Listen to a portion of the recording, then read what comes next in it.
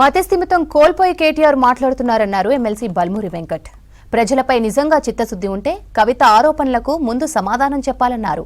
10 ఏళ్లు సోయి లేకుండా పాలించిన మీకు నిరుద్యోగులు కనిపించలేదా అని ప్రశ్నించారు బల్మూరి. టీఆర్ఎస్ పార్టీ కార్యనిర్వాహక అధ్యక్షుడు కల్వకుంట్ల చంద్రశేఖరరావు కొడుకు, కల్వకుంట్ల కవిత సోదరుడు రాహుల్ గాంధీ గారిని, రేవంత్ రెడ్డి గారిని ఏదైతే ఒక పిచ్చి పట్టిన పిచ్చి కుక్క ఏ రకంగా అయితే మాట్లాడతారో అర్థం పర్థం లేకుండా, ఆలోచన లేకుండా ఇష్టం వచ్చినట్టు మాట్లాడడం జరిగింది.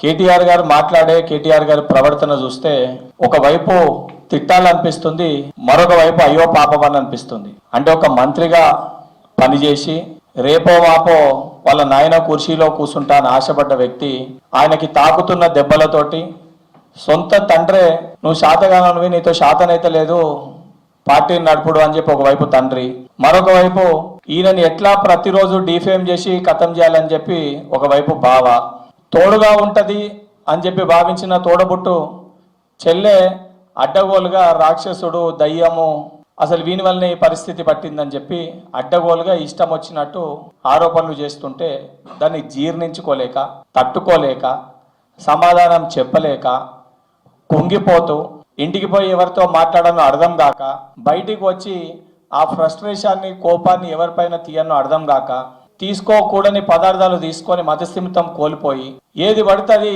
ఇష్టం వచ్చినట్టు మాట్లాడుతున్నట్టు చాలా స్పష్టంగా అర్థమవుతుంది. రాహుల్ గాంధీ గారి గురించి, మా ముఖ్యమంత్రి గారి గురించి మాట్లాడుతున్నాం. సిగ్గుందా అని అడుగుతున్నా. మీ నాయన 10 ఏళ్లు తెలంగాణ రాష్ట్రానికి ముఖ్యమంత్రి అయిందంటే అది సోనియా గాంధీ గారు పెట్టిన భిక్ష. కేటీఆర్ నీకు చాలా స్పష్టంగా చెప్తున్నా, ఇప్పటికీ చాలా సార్లు కూడా నీకు హెచ్చరించడం జరిగింది. నోరు అదుపులో పెట్టుకొని మాట్లాడు.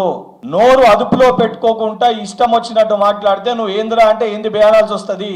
పద్ధతి కొన్ని విషయాల్లో సరే, నువ్వు మాట్లాడుతున్నప్పుడు ఏదైనా అంశం పైన, సమస్య పైన మాట్లాడినప్పుడు ప్రజాప్రభుత్వంగా బాధ్యతతోటి ఆ అంశానికి, ఆ సమస్యకి సమాధానం చెప్పే ఒక బాధ్యత మాకుంది, ఆ చిత్తశుద్ధి మాకుంది. యావత్ తెలంగాణ సమాజము మొన్న జరిగిన అసెంబ్లీ మండలి సమావేశాలతోటి మీ యొక్క గూడు పుట్టాని అంతా కూడా బట్టబయలైంది. మీ గుట్టలోడదీసి మిమ్మల్ని నిలబెట్టింది. స్వయాన మీ చెల్లె మీ గుట్టలోడదీసి మీ బరివాతలు నిలబెట్టింది మిమ్మల్ని. అయినా కూడా సిగ్గు లేకుండా రాహుల్ గాంధీ గారి గురించి, రేవంత్ రెడ్డి గురించి మాట్లాడుతున్నావు. ఇదే రకంగా నువ్వు మాట్లాడితే నేను కాదు, తెలంగాణలో ఉన్న యువకులు, విద్యార్థులు, తెలంగాణ ప్రజలు చెప్పులు దండలేసి గాడిదపైన నూరేగించే పరిస్థితి ఏర్పడుతుంది. ఇప్పటికైనా నోరు అదుపులో పెట్టుకో. నిజంగా బీఆర్ఎస్ పార్టీ నాయకులకు కూడా నేను విజ్ఞప్తి చేస్తున్నా, ఈ పిక్చర్ మాటలు పట్టుకొని మీరు ఏదైనా మాట్లాడితే ఏదో అవుతుందని అనుకుంటే రేపు పొద్దున ఆయనను కొట్టేటప్పుడు ఆ 2-3 రాళ్ళు మీ పైన కూడా పడే పరిస్థితి.